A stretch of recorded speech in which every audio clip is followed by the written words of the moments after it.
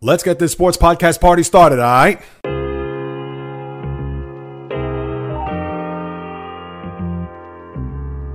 The JAYREELZ podcast. What is happening, Michael people? Greetings. How are you? How's it going? How's everybody doing out there? What is the latest and greatest? Hope everybody's doing well, feeling fantastic, in excellent spirits. Time to check in on what the sports universe has in store as another big weekend is upon us, as this is the JAYREELZ podcast with your host, JAYREELZ. For my first timers, welcome aboard. And for those who've been banging with me going back to the very beginning, somewhere in the middle, or even as early as this past Monday, I welcome you guys and gals back. And now, as we get set, not only just for week 11, not only for the quote-unquote second half of the year, if you listen to the podcast on Monday, I recapped a first half which was maybe not so glowing, although you had some surprises, although you had some interesting storylines. But when I take a look at what's going to transpire, or what could possibly transpire over the next 2 months or so, my gut feeling is that this NFL season hopefully will start to take a turn for the better, but I can't really see it. And people are going to say, oh, JAYREELZ, you don't know what you're talking about. Are you really watching these games? Are you really following? Are you on another planet? Is there another sport that you're into? No, none of that. And I'm not trying to do this just for clickbait, rage bait. You know that is not me. That is not where I'm coming from. But one more time, if you listen to the podcast on Monday, not that I painted a dire picture of what the potential second half could be, but this is tantamount, in my eyes, to baseball and what we saw there heading into the final month of the year. Now, I understand that's the final month of a baseball season, where here at the NFL, you still have, not including the game tonight and obviously this weekend, where we still have technically 8 weeks to go, which is 2 months of football. But at the same time, you'd really have to think that with this final stretch here, and I can't say final stretch because really the final 4 weeks would be the stretch, which would be comparable to the baseball season. But I don't know how else I could break down what both conferences at the current moment, and if there's going to be any interesting teams that will start to make their way up the standings, or teams that are currently in good stead, are they going to fall back to the pack and just completely fall apart? I don't see that. And like I mentioned, similar to baseball, when I talked about a sleepy September as far as the pennant races go, I kind of see the same thing here. And I will get into all that in a matter of moments, I promise you. I just wanted to set the table in order to you guys and gals who are watching or listening to kind of get a feel as to what direction I'm going to go. Now, I have to go through the news and notes of the week prior to getting into that, but I had to give you a fair warning that although things could change, and obviously this is just my perspective as I look into my crystal ball, but I don't know how much more interesting that this quote-unquote second half is going to get. Because to me, you're going to have a lot of teams turn it up in order for them to move up in the standings and maybe be that fringe wild card team, or a team that's going to come out of nowhere to maybe overtake another team for the division, which I can't really see right now. Or that team that has played so well that they're going to start to collapse here in week 11 and then just precipitously fall apart to where they're out of the playoff picture. Anything can happen. We understand injuries. We understand just an unbelievable stretch of wins, a big-time winning streak, whatever it may be. But as of right now, with the way the season has gone so far, do I think it's going to just turn on its ear? I can't say that, barring major injuries, especially at the quarterback position. So hang on to your hats as I'll get to that, but I have to get into some of the things that have transpired, starting off with the Giants firing their head coach, Brian Daboll. Is it a surprise? Absolutely not. And with the way that the team has performed, especially on the defensive side, and this was a team going into the year that the defense, you didn't think there was going to be any troubles. Considering the Brian Burnses of the world, the Dexter Lawrences of the world, the #1 pick there in Abdul Carter, you can't forget Kayvon Thibodeau, and they have really underachieved. As we saw there Sunday in Chicago and weeks prior in Denver, blowing big-time leads late in the fourth quarter. So for Daboll, on top of the situation with Jackson Dart, maybe being a little bit too reckless, I understand he's young, he's built like an ox, but at the same time, when you're on a collision course with linebackers, defensive linemen, and safeties, chances are you're going to end up where he is right now, which is not going to start this week because he's in concussion protocol. And maybe that had also something to do with Daboll getting fired, considering that Dart is, as we see right now in a small sample size, the quarterback of the future. But he's certainly not going to be the quarterback of the immediate future, as you're going to have Jameis Winston. No, not Russell Wilson. And I think Winston's the right move. Not to say that he's significantly better than Russell Wilson, or Winston's going to be a guy that all of a sudden is going to not necessarily turn the season to where maybe the Giants finish up with 6 or 7 wins. Winston is that type of quarterback where he could keep both teams in a game, where offensively he could still sling the ball over a lot, but at the same time, usually the ball's going to the other team in another uniform. But for Daboll, he pretty much sealed his own fate there Sunday in Chicago. And I get it that the defensive coordinator, Shane Bowen, could also be out on his ear as well. But it's all going to begin and end with the guy that's going to man the sidelines. And right now it's going to be the offensive coordinator, Mike Kafka, as the interim. So let's see what's going to happen with him, as he's pretty much on the job training, and at the same time also trying to see whether or not that he's going to at least show his bosses whether or not he's worthy enough to stay past this year or these stretch of games to close out the year. So we'll see what's going to happen there. But Daboll, listen, had that great first year where he was 9-7-1, absolutely was a guy that was the darling here in New York, considering that the Ben McAdoo's and the Pat Shurmurs, the Joe Judges did not pan out. And then after that, it was just a complete free fall from that first year where he won a playoff game in Minnesota, and even though got waxed in Philadelphia, but still, it looked like the future was going to be bright for the one-time offensive coordinator of the Buffalo Bills. But as we saw, that wasn't going to be the case, and now he is exited stage right and is moving on to who knows what the next opportunity, probably another OC position somewhere, but right now he is out as the head coach of the Giants.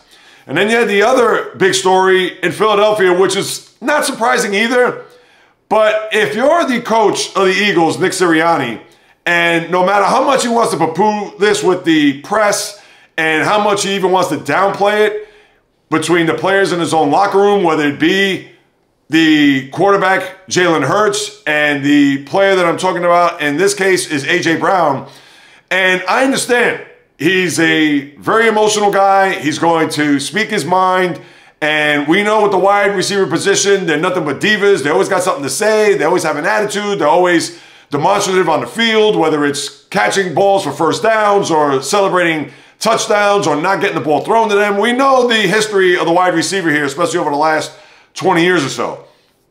And with A.J. Brown and what he said about the offense, now listen, is there truth to that? Where despite them winning, and we saw what happened there Monday night where it was no score at the half. They did get the 10 points, and they were unable to muster up any big-time drives after that, where you got the touchdown pass to Devontae Smith, and then that 4th and 1. I don't know what Nick Sirianni was calling there.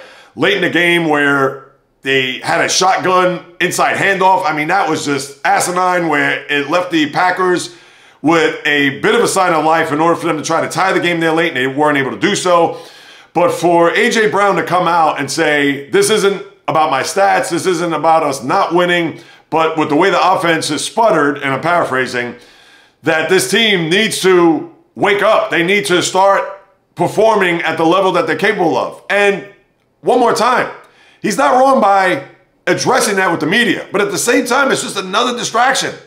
You would think that if they were losing, or it was a situation where they've hit the skids and a couple of speed bumps here to where they started off hot and now they've lost a couple of games in a row, or they've lost 2 out of 3 or something along those lines. But no, the Eagles are playing well.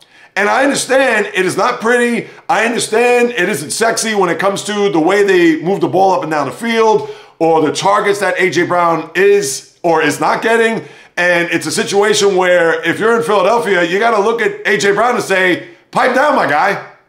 Because it's all about winning at the end of the day. And yes, I get it that you want to contribute to the offense. You want to be able to move the chains with big catches or have a couple of touchdowns in your back pocket. Understood. But you know what? You got to lay low. Because despite the fact that the Eagle offense has not really clicked on all cylinders pretty much at any point this year, this isn't the team that we saw last year that seemed to be just blowing past their opponents as if they were standing still. But you have to also temper it by saying, you know what, we're winning, so maybe I shouldn't say anything. Now, I get it when you're losing and you come out and say that. Is it warranted? Yes, but it only adds more to the frustration and even more pressure for your team to deliver, where it's quite the opposite here. And for A.J. Brown, I get it. You want to have honesty out of your players. You want to have that fire in the belly. I get that. But it is kind of weird for him to come out now and continue to come out when the team is winning, and that's all they've been doing, to where he's going to complain about what's going on the offensive side of the ball. And Nick Sirianni, again, is he Vince Lombardi? Is he a guy that's going to, I don't want to say scold his players, but is he going to go up to him and say, hey, we're winning, we're going to try to get you the ball. It's not as if we're not trying to get you the ball. We know that you're a big-time wide receiver. We know you're getting paid big time. So this isn't something that we're trying to freeze you out or single you out like, oh, we're not going to try to get you the ball. We're going to give it to Devontae. We're going to give it to the Dallas Goedert of the world or Saquon Barkley. Listen, if anybody should complain, it's Barkley. He had a year unlike any other. Well, maybe not unlike any other as far as the regular season, but he had a record-breaking year from start to finish, culminating in a Super Bowl. And this year, I believe he only has one 100-yard game, and here we are 9 games into their season. So if anybody should complain, it's him. But Barkley, he's not going to do that.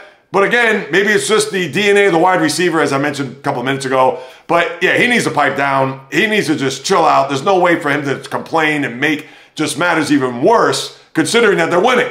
So that's what I got to say about A.J. Brown. And then the other big story is Joe Burrow.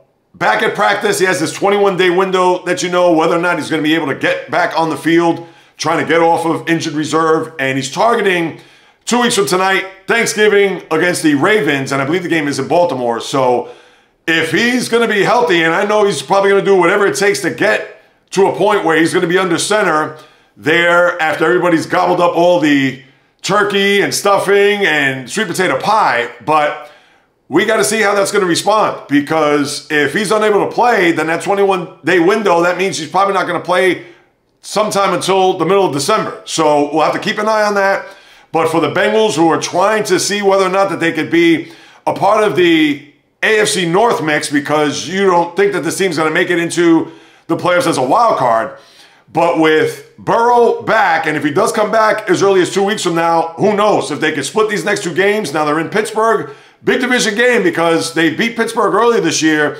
And if they beat them, they'll have tiebreakers. Now, I understand it's going to be for a division where the Steelers are reeling quickly and the Ravens look like they're on the come up. So big time here for the Bengals in order for them to respond, especially off a couple of bad losses there, that game against the Bears, the Jets a couple weeks ago. And now let's see whether or not if Burrow's going to be a part of the plan here in the immediate future, or I should say the not too distant future, because immediately they would love to have him back Sunday at formerly Heinz Field, Acrisure Stadium.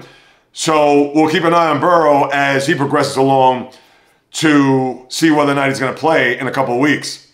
And there's a couple other things, like Travis Hunter's done for the year with knee surgery, no surprise there. Garrett Wilson out the next few weeks, where the Jets will go to New England tonight to start off the Week 11 schedule on your Amazon Prime game.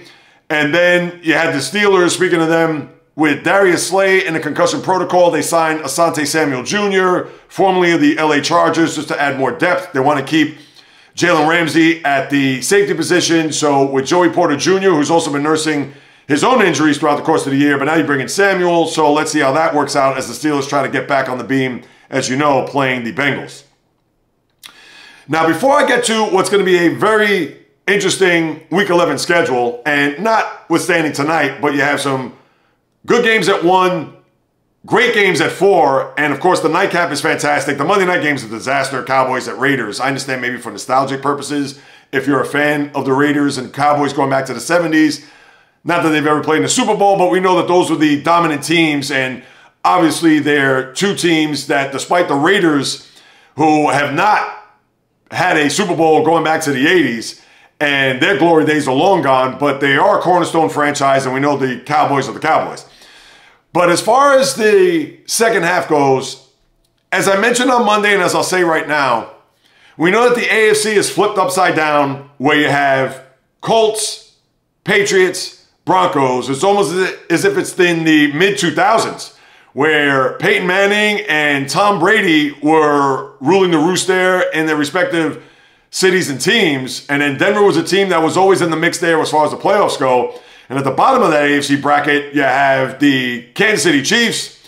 You also have the Baltimore Ravens, who, as I mentioned, on the come up. They've won 3 in a row. They're 1 game behind the Steelers in the AFC North. And even a team like the Texans, who seem to be a lock to make the postseason, host a wild card game, and then only lose in the divisional round. Those 3 teams right now are on the outside looking in.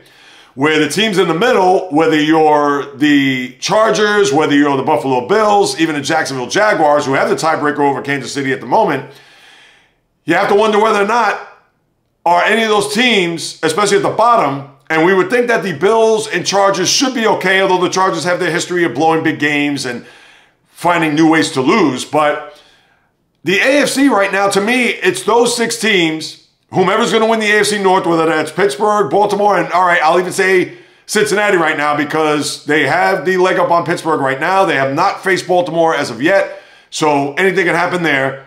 But after Indy, New England, Denver, and of course the AFC North right now, Pittsburgh, you have Chargers, Bills, then you have Jacksonville, Kansas City on the outside looking in, where Jacksonville has the tiebreaker over Kansas City because they beat them earlier this year on that Monday night game.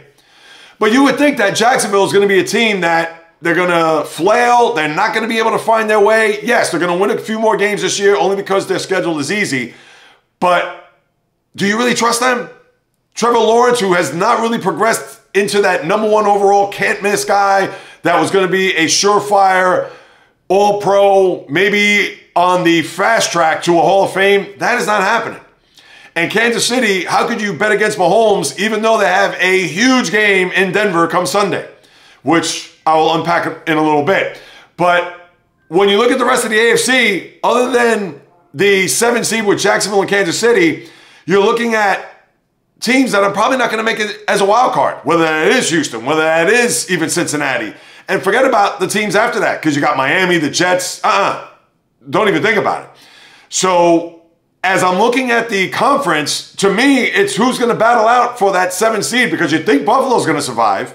They may not win the division because they're already 2 games back, really 2.5 because they don't have the tiebreaker against the Dolphins, against the Patriots because they lost to them in their building earlier this year.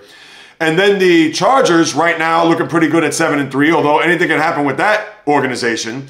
So really you're looking at maybe who's going to get that 7 seed. Will Kansas City eventually be that team that's going to pencil them in or at least in Sharpie get that last spot? Or will Jacksonville continue to find a way to hang around and maybe end up at the final week of the season with the same record tied with Kansas City and therefore they're going to get that final spot? If you ask me, that's not going to be the case. I do not see it, and I think Kansas City will find a way to get in. And Kansas City, remember, they do not have tiebreakers against Jacksonville, Buffalo, and also the Chargers as of right now. They do play them again, but they lost to them in the opening week against the Chargers down in Sao Paulo. So that's how I'm looking. That's how the AFC is looking at the moment. Because it's not as if any of these other teams are going to be coming up the rear to kind of surprise everybody to see them in the hunt when you get to weeks 14, 15, and beyond. So that's the AFC. And as far as the NFC goes, the Eagles right now sitting pretty at the top, tied with the Seahawks. But we have to remember the Eagles have the better conference record right now. They're 6-1, where the Seahawks are 4-2. Then you have the Lions, followed by Tampa, who Tampa's sputtering a little bit as of late. But Detroit and Philly, great game there Sunday night, which I'll touch on momentarily. But then you have the Bears, Packers, Rams at 5, Bears, Packers. And then after that, you have the Niners, who are in the 8th spot. And then Carolina at 4-5. Then you have Minnesota, the Cowboys, and then the rest of the NFC. But similar to the AFC, do you really think that the Bears, and I'm going to just target them for a second, because the Packers, we would expect them to make it into the playoffs, maybe as a 7 seed because they have that tie. And if you have one win more than what the Packers have, they're going to catapult themselves in a position over the Packers at that moment. And then Carolina, do you expect them to make a run here? They just lost to New Orleans in their building this past Sunday. So yeah, they may be in the mix. They may be a team that is on the outside looking in, but do you really expect them to go on a run to where they're going to cement themselves as a possibility in the NFC? I don't see it.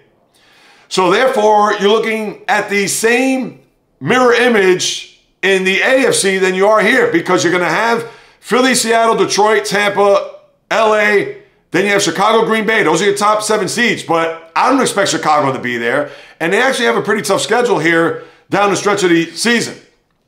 This week, they go to Minnesota to play the Vikings. Then they'll host the Steelers. Then after that, they still have to go to Philadelphia Black Friday. They host the Browns, all right, fine. But then the Packers, at 49ers, and the Lions. That is not an easy schedule. So I don't expect them to get that final spot. If anything, the one team that I do expect them to punch their ticket would be the Niners. Because the Niners, as we know, play in a very competitive division. They lost a tough game to the Rams, as we saw, but they are 3-1 in the division. And we would think when it's all said and done that they will be able to be one of the 7 teams in the NFC that will qualify for the postseason and therefore have the Bears knocked out. And obviously they have that game, just as I mentioned, what week is that?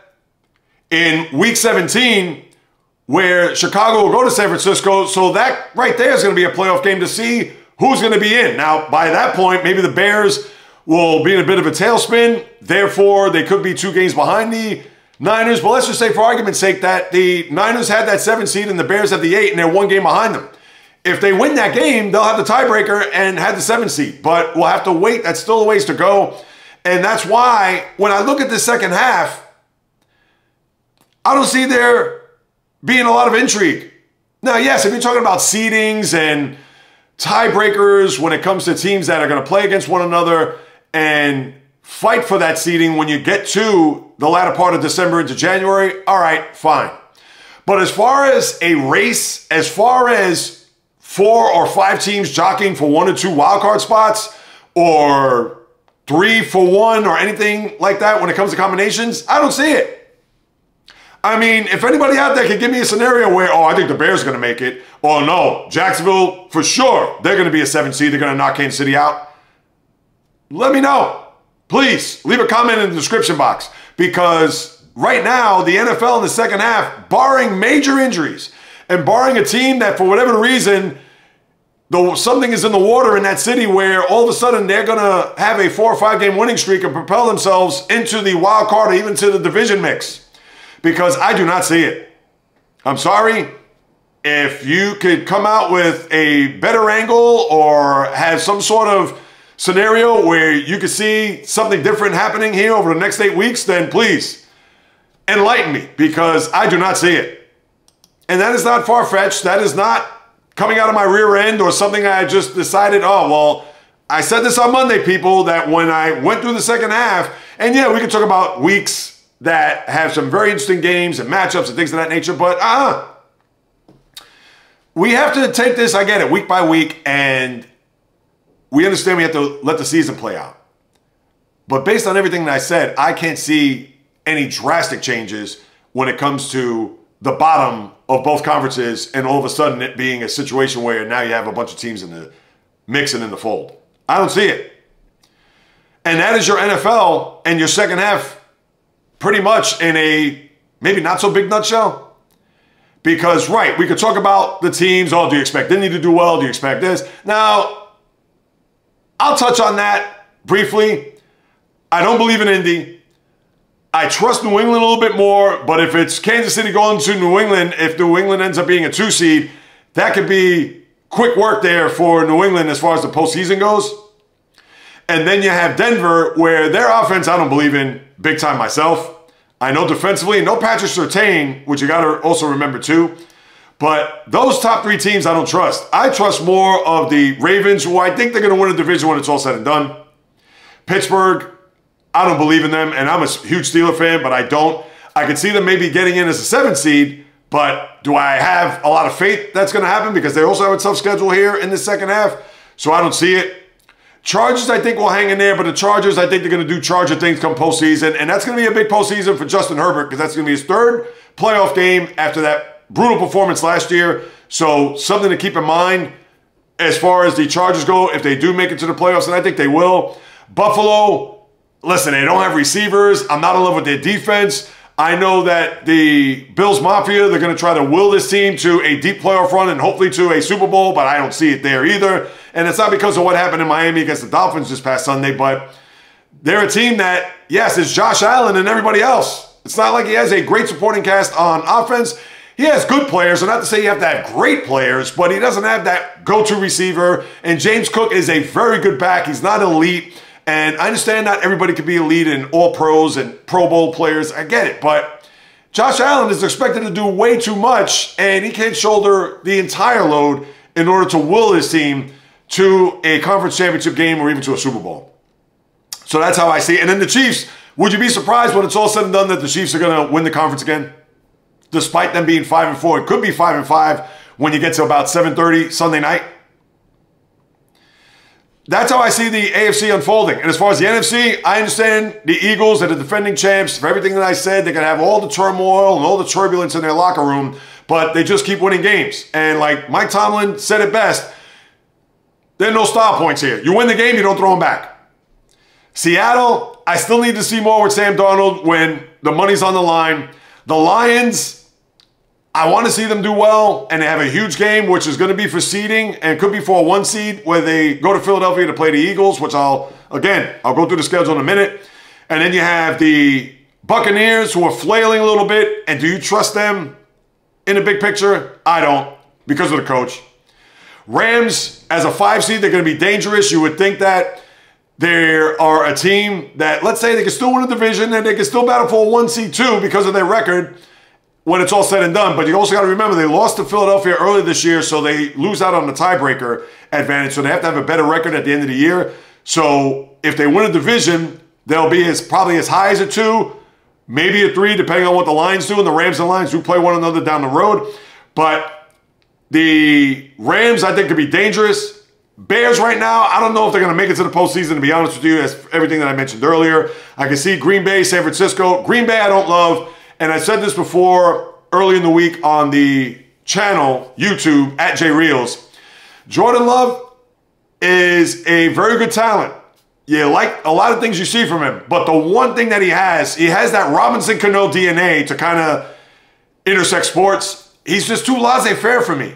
Not that he has to be rah-rah and in your face and be a robot, but to me, there's just a lot of things I don't like about him when it comes to the way he just flings the ball around the lot, just real nonchalant and no sense of urgency.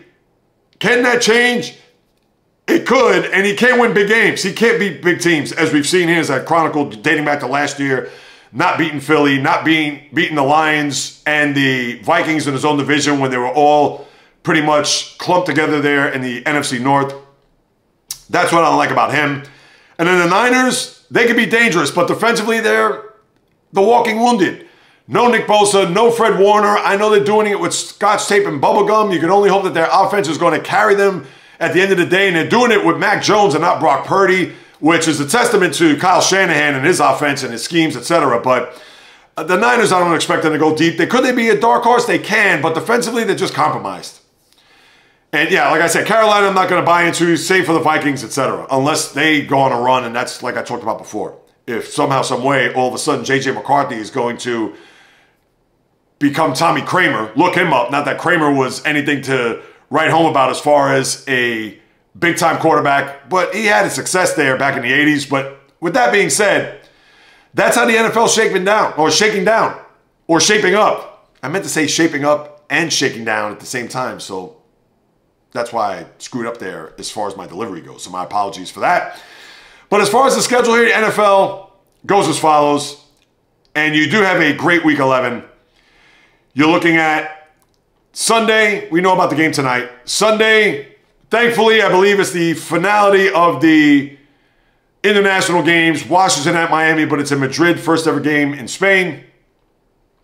You have Tampa at Buffalo, which is a very good 1 o'clock game. Buffalo trying to come off that disaster in Miami. And Tampa, who's trying to find their way now after the hiccup against the New England Patriots. And now they got to go to Buffalo. I don't know what the weather's going to be like. If it's going to be snow, cold, etc. But that's going to be a very interesting 1 o'clock game to monitor. Cincinnati, Pittsburgh, much lesser degree.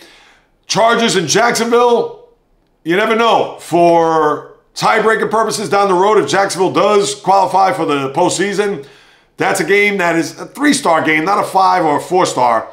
but one that I guess you got to keep an eye on. But the 4 o'clock games, and this is the problem, 4:05 Seattle at the Rams, where at the beginning of the year, this was going to be just your ho-hum 4 o'clock game.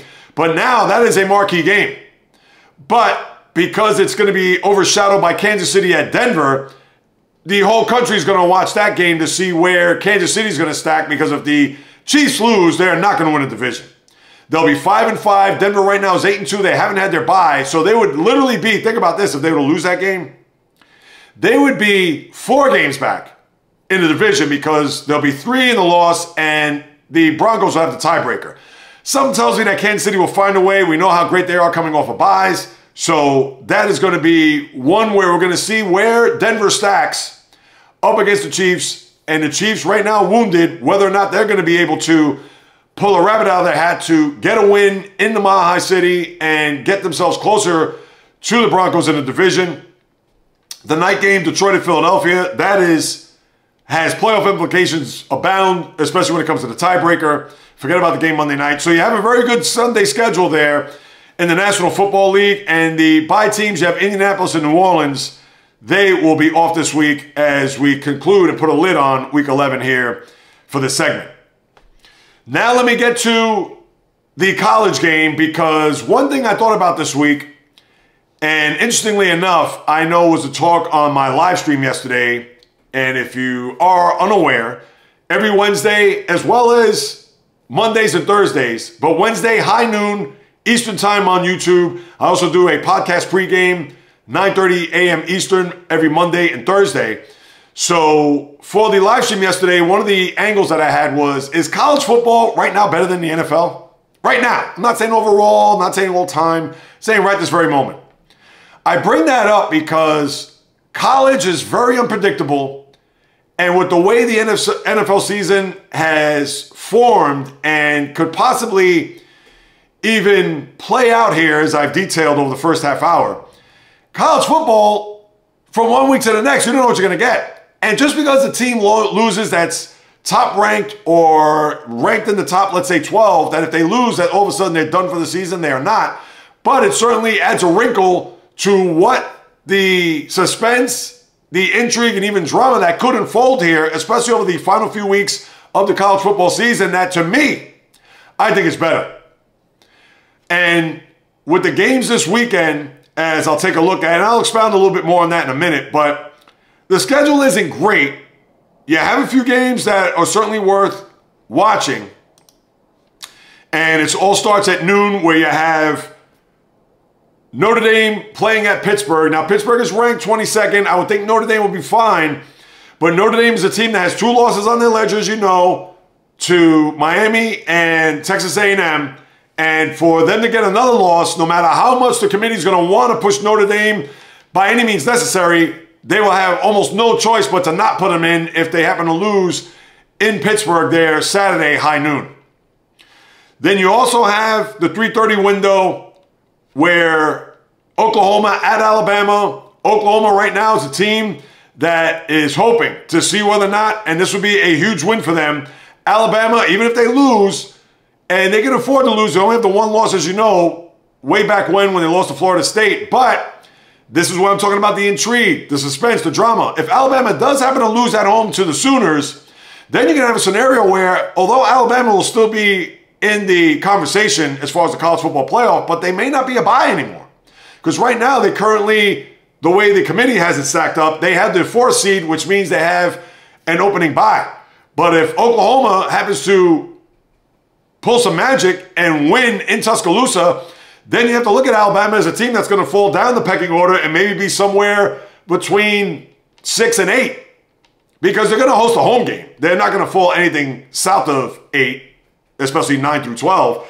But you'd have to think, if Oklahoma does win, and let's say if they lose, then they're going to be out of the playoff picture altogether. At least you would think that's what the committee's going to come up with when we get to the final week of the season and have everything iron itself out.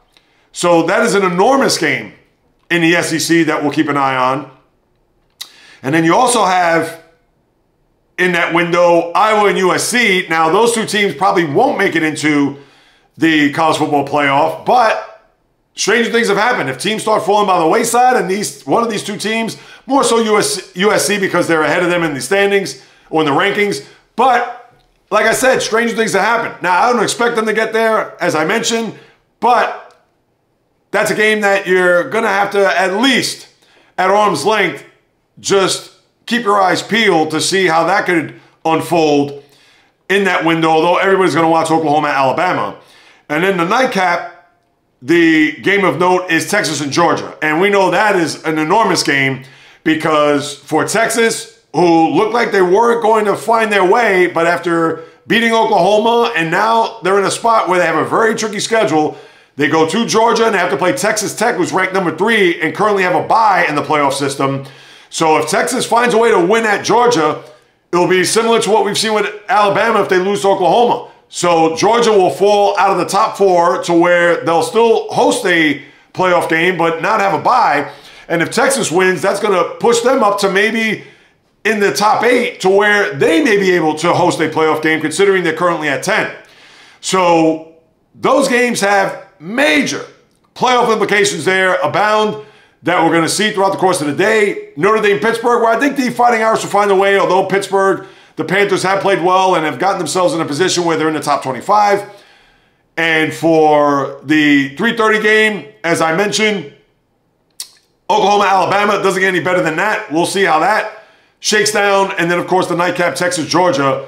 SEC, obviously, foot in the bill here in the afternoon and the primetime slots. And can't wait to break it all down on Monday. And as I've said, this is where college football, especially with the expanded playoff, is not only just a magnet for college football and their fans, etc., but also it adds another element to know that these teams still in the mix, or these teams could fall out of the position where they currently have a bye and have a scenario where it will certainly upend what the committee could form when it comes to week by week as you get closer to the end of the year, where these teams will lie. And this is the drama that I'm sure the NFL wishes that they have, despite the fact that they're a ratings magnet and they're the shield and they're impenetrable, etc. But that's why I feel that right this very moment, you can't rival college football as far as what's going to transpire here. NFL, I laid it out for you. Now, of course, things could happen. But if I looked into my college football crystal ball, listen, I can tell you, well, Alabama's at home, they're going to win. Or Georgia, Texas, it's going to be a battle. Arch Manning, is he going to be able to have a big-time performance? Because that's what he's going to need. He's going to have to carry this team to victory and not show up the way he did in the opening week against Ohio State, or in the other game where he was literally terrible, and the other loss that they had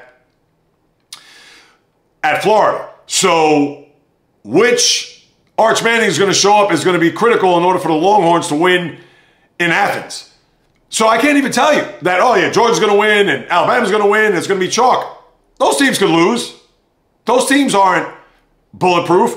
So that's why, to me, college football at this very second is better than the NFL for 2025.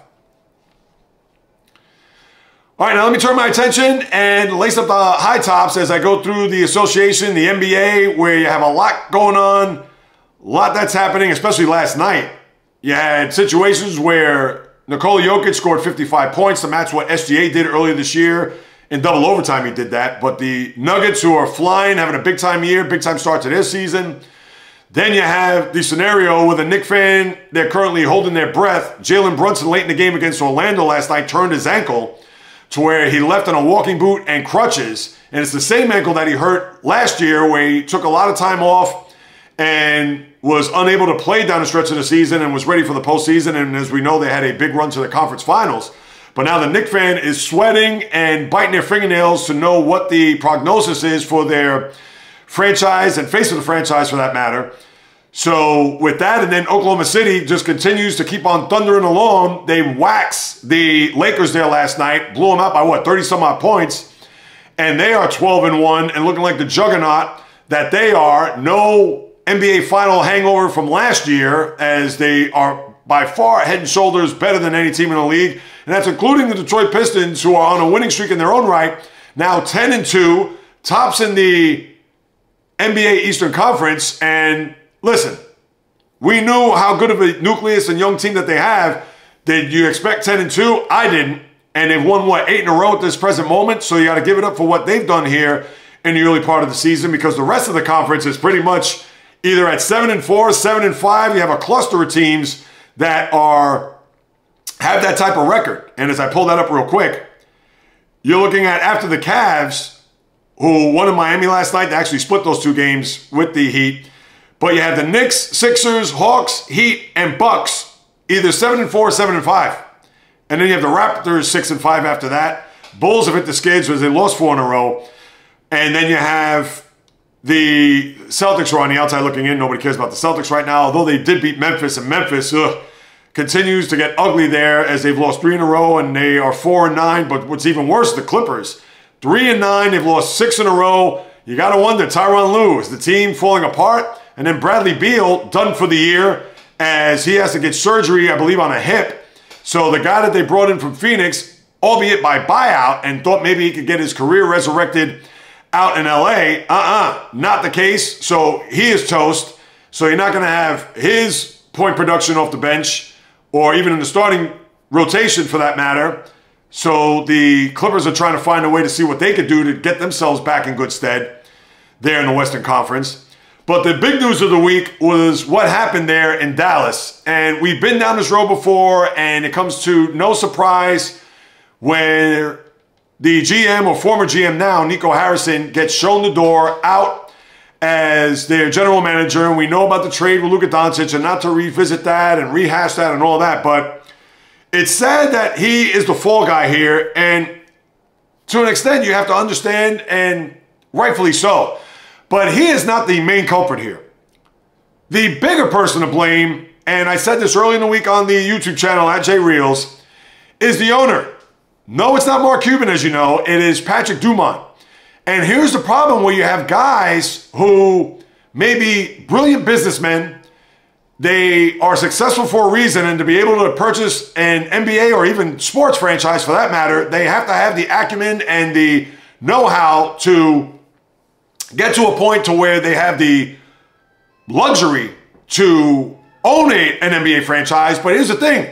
Just because you own a franchise or own a business and run it like a well-oiled machine doesn't mean that that could translate to an NBA owner or running an NBA team. And this is what we've seen here with Dumont, because Nico Harrison did not make this trade without having the owner, Patrick Dumont, signing off on it. And I understand there was the issue about Luka's health, not in great shape, smoking hookah, not eating healthy as it was reported. And for them to not want to fork over $325 million Supermax contract and all those things was the reason why they jettisoned him. And, we want to incorporate more defense and more team play, yada, yada, yada. This is a guy that is a top 5 talent in the sport, even when he does smoke hookah, even when he does eat fast food, and brought his team to an NBA final the year before. And for Dumont to not see that, just that alone, he should have known an NBA franchise. Because for him to just sit there, and I understand Nico Harrison knows more basketball than I do, but you do not have to be an NBA GM, an NBA executive, a nuclear physicist, or obviously a situation where you're a rocket scientist. This was not just the worst trade in NBA history. This is arguably the worst trade in the history of sports, period. And there is a long list. You want to say Wayne Gretzky from Edmonton to LA? You want to say Nolan Ryan for Jim Fregosi? You want to say Frank Robinson for, was it Milt Pappas? We could go on down the list. But this one ranks at the very top. Herschel Walker, the Emmitt Smith trade, well, for his rights. Be that as it may. But the owner, he was the one that had to approve this. Even if Nico Harrison, and remember this happened in the middle of the night, even if Nico Harrison rung the phone and said, boss, I have to run this by you, but I have a trade. We're going to bring Anthony Davis back and a #1 pick in 2029, and we're going to trade Luka Doncic. Yeah, our 5-time All-Star, 5-time first-team All-NBA, took us to the NBA Finals the year before. I need your answer right now because the Lakers are on the phone. And he probably said yes, and that was it. So yes, Harrison, who will probably never see a GM job ever again. I'm sure he'll be on the staff somewhere as an executive or maybe as an assistant, whatever it may be. But this isn't all on him. And I'm not a Nico Harrison apologist. I'm not part of his family, on his payroll, etc. But you got to call it like you see it. The owner is the guy that said, fine, sign him off. So the fan base, who has been irate ever since that trade happened on February 1st, to the point where they're still chanting fire Nico as early as Monday when the Mavericks were hosting the Bucks. And now PJ Washington was saying that, man, I'm trying to shoot free throws here and all I hear are fire Nico chants. Or Jason Kidd saying, we got to move forward, guys. I get it. You're upset. You're pissed off, irate, but we have to move on. And even Luka Doncic was asked last night, how do you feel about Nico Harrison getting fired? He goes, listen, my focus is on the Lakers. So you know the ramifications and the reverberations throughout the sport still, 9 months later, are rippling throughout the league and pretty much throughout the sports landscape. But now that he's gone and now that it's over with, whatever, and obviously Luka's not walking through that door, he signed that extension, and then he was even asked whether or not he could return to the franchise. I mean, could you believe it? So Nico, not to say I'm with you, but you're not all to blame. Patrick Dumont, shame on you for even thinking of trading this guy back in February, and now it should be sell the team. And I'm sure it's going to be the next chance because you can't fire the owner, but maybe sell the team chants are going to be echoing throughout American Airlines Center because, and with the way they started their year, what are they, 3-9? Just a flat-out disaster in Dallas. 9 months later, and I'm sure it's probably going to go on forever until the team turns it around. Now, as far as the schedule upcoming, let's see what we got here. Tonight, Toronto, Cleveland, Indiana, Phoenix, Atlanta, Utah. Miami, New York, Golden State at San Antonio. And Golden State, big-time performance by Steph Curry. 46 points last night in San Antonio. And obviously, they're going to stay there to play there on tomorrow night, 9:30. Both of those games are on Prime Video. Then you have Philly at Detroit,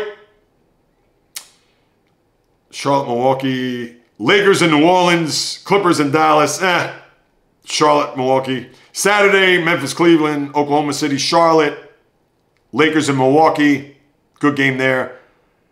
Denver at Minnesota. Sunday, Clippers in Boston, Sacramento, San Antonio, Orlando at Houston, Golden State, New Orleans, Portland, Dallas. Nothing much really to sneeze at there when you're talking about what's happening in the association. All right, now to turn my attention to the ice as I lace up the skates. And in the NHL, there isn't really much that's going on. And not much to really report unless you want to look at Austin Matthews, who had to leave the game yesterday against the Bruins, as well as the goaltender Anthony Stolarz. Now, as far as the injury goes, it's a lower body injury, so we don't know the extent of not just the injury itself, but if he's going to be out for any significant amount of time. So we'll certainly have to wait and see how that's going to shake down for a Leaf team that, listen, they're middle of the pack there in the Atlantic. And although we're not even a quarter or, about a quarter of the way into the season, so probably got to wait another week or so before you even get to that point. But the Maple Leafs have certainly underachieved. They've now lost 3 in a row. And they haven't been clicking on any cylinders, let alone all cylinders for that matter. But that is the big news you have there.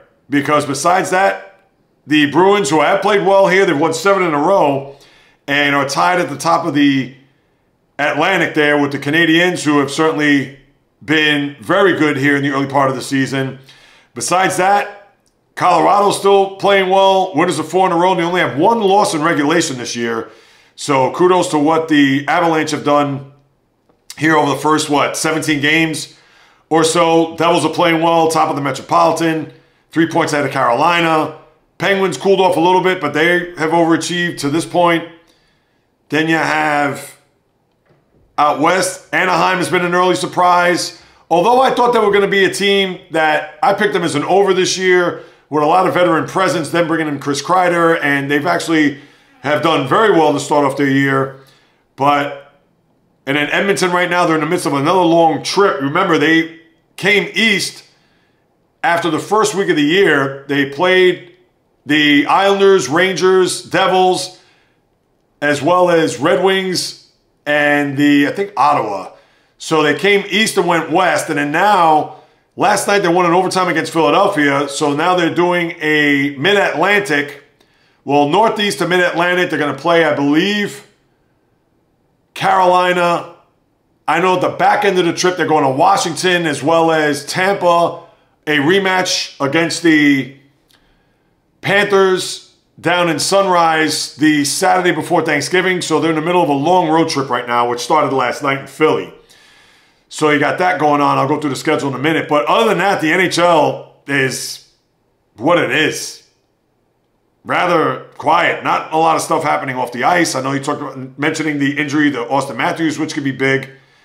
San Jose playing pretty well too, winners of 4 in a row. But other than that, I don't have much for you. And now I can get to the schedule because the last 2 Thursdays, and I apologize, knowing that I didn't give you the lay of the land heading into the weekend as far as what's on tap for the National Hockey League. So with that being said, here's what you have here over the next few days. Kings in Toronto, Dallas at Montreal, Boston at Ottawa, Anaheim at Detroit, Washington at Florida, Edmonton is in Columbus tonight. So they come a little west before they go to Carolina, Washington, and then down to Florida. Islanders in Vegas, Winnipeg at Seattle. So you got good games tonight. And a lot of those ESPN Plus. Tomorrow, Philly at St. Louis, Islanders in Utah, Pittsburgh, Nashville, Vancouver, Carolina. Saturday, Tampa, Florida, Anaheim, Minnesota, Boston, Montreal, the 2 rivals there, old-time rivals. Kings in Ottawa, Buffalo, Detroit, Jersey at Washington, Edmonton, Carolina. Rangers in Columbus, Toronto, Chicago, Vegas, St. Louis, Philly, Dallas, Winnipeg, Calgary, San Jose, Seattle. And then Sunday, there's a 9 a.m. game. Where is that game being played? Nashville. That's got to be overseas somewhere. I'll look that up. Nashville, Pittsburgh, Vancouver, Tampa, Vegas, Minnesota, Red Wings in New York to play the Rangers. And Islanders in Colorado. Let's see, that Nashville-Pittsburgh. Hold on, is that a... I want to make sure that's not like a home and home somewhere overseas. It doesn't say here. All right, Nashville-Pittsburgh Sunday. Where is the Nashville as I'm doing this on the fly? To have a 9 a.m. game, you would think that that's got to be somewhere overseas. There's no way that game's being played. Now, Penguins, Predators. Oh, it's a global series in Sweden. 2 games, the 14th. Is that right? Yeah, the 14th and 16th. Why didn't I see that? So wait, if I go back to the 14th, which is tomorrow, and I did I say Nashville? Hold on a second. Yeah, Nashville, it's Pittsburgh at Nashville. It's 2 o'clock Friday, and then 9 a.m. on Sunday. And obviously with the time difference, you can figure it out. So you have that Sweden series, which I was unaware of, and with the Predators and Penguins, they'll face off against one another there in Sweden. I don't know what arena, or it's in Stockholm, Avicii Arena. I wonder if they named that after the old DJ, because I believe he was Swedish. So that's what you have there with the NHL.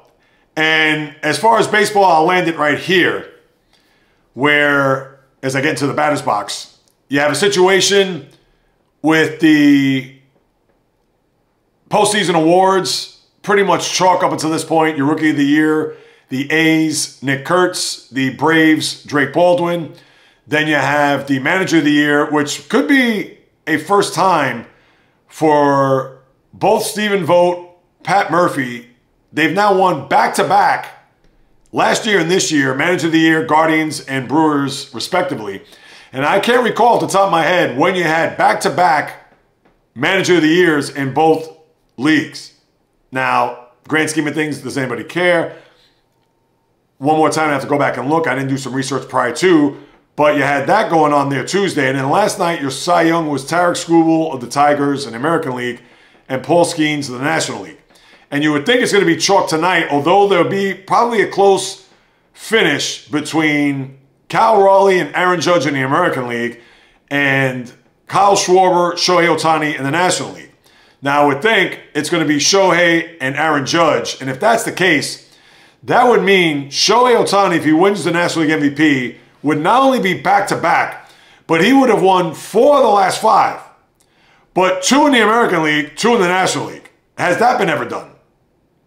Off the top of my head, I think not. And then Aaron Judge, if he wins, he'll win 3 of the last 4 MVPs, with Ohtani winning the one in between. So think about that. So, and I would think it'd be chalk. I'm sure it's going to be a close race. Would I be shocked if Cal Raleigh or Schwarber win?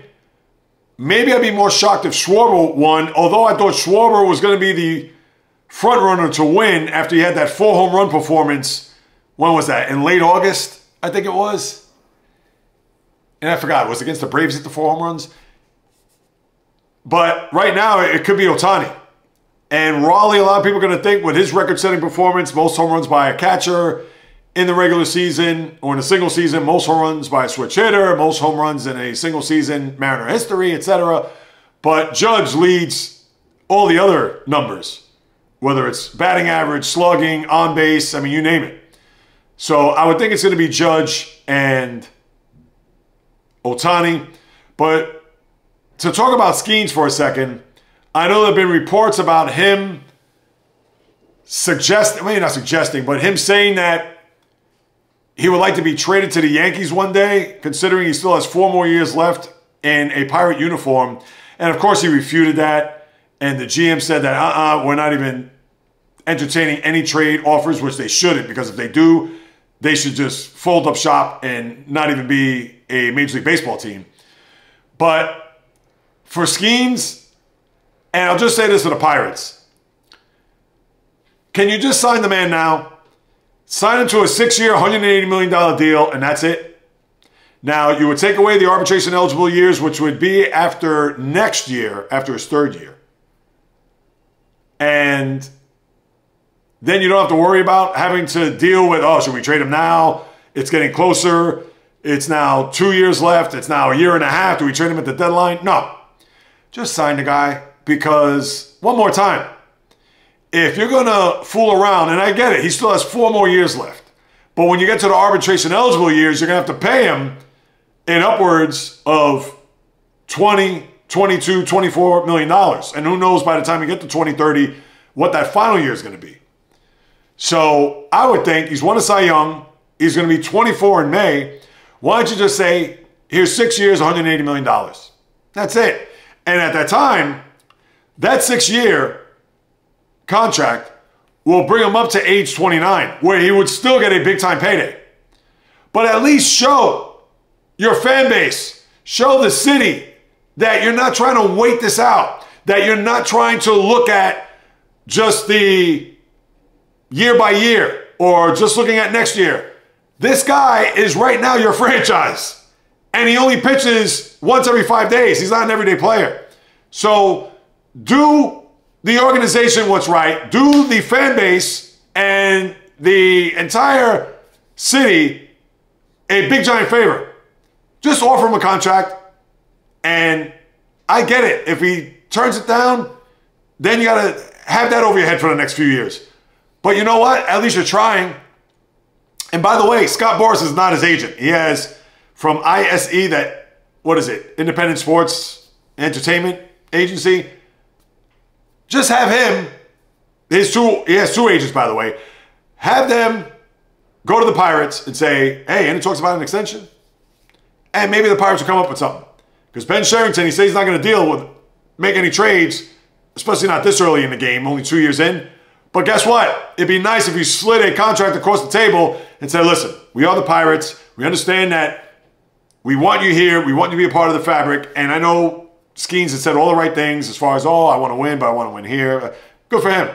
But can the Pirates at least offer him that contract now and have to deal with arbitration eligible and have to deal with, oh, he's 2 years out from free agency. Oh, now he's 1 year out from free agency. You squash all that by offering him a contract, a handsome contract, and one that will go to age 29, because at that point, age 29, God willing, he still stays healthy, no Tommy John surgery, he'll get his big-time deal. And not as if he's going to be crying to the bank at $30 million a year, but if he wants to get a $300 million deal at that time, he can probably get it. Hopefully with a couple more Cy Youngs and maybe some playoff appearances, and dare I even say a World Series. Not the chance or not the case, but you get where I'm coming from, and hopefully the Pirates will do something to show their franchise picture and pretty much face of the franchise what they mean to him or what they mean to them, the team, organization, city, etc. by doing so. Because anything less than that, you already know he's going to be looking for greener pastures, and chances are wearing pinstripes in a Yankee uniform, oh, please, perish the thought. That'll do it, my good people. Another episode just about in the books. As always, thank you so much for stopping by, carving out precious time out of your day to listen to what it is I have to say about what goes on in the wonderful world of sports. And if you haven't done so, please, I implore you people to subscribe, rate, review this podcast on Apple, Spotify, wherever you get your podcast. The website is JAYREELZ.com. Of course, the YouTube channel at JAYREELZ. I certainly will suggest and ask you to go there to subscribe. Slowly but surely getting there, people. 759. I'm less than 250 away from the magic 1K 1,000, so I can start monetizing. And understand I need more watch hours too, so the content is on there. Whether it's podcasts, whether it's live streams, whether it's commentary, critique videos, lifestyle content, it's all there. So please, one more time, people, if you could go to the YouTube channel at JAYREELZ and subscribe, I would greatly appreciate it. And if you want to hit me up with a question, comment, suggestion, you could do so at the following: Instagram, TikTok, Facebook, the JAYREELZ Podcast, or JAYREELZ on Instagram.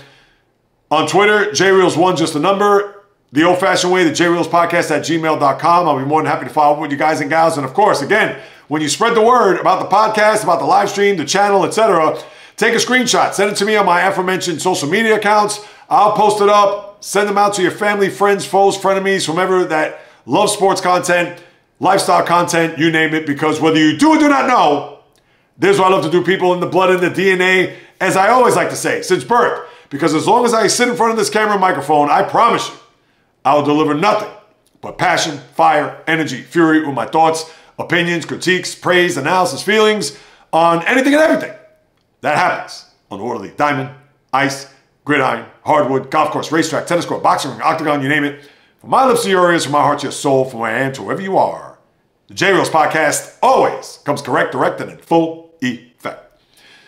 From the South Bronx, the South Beach, the South Central, the South Pacific, and all points beyond. Peace, love, and God bless everybody. And until next time on the JAYREELZ Podcast, on the flip, baby.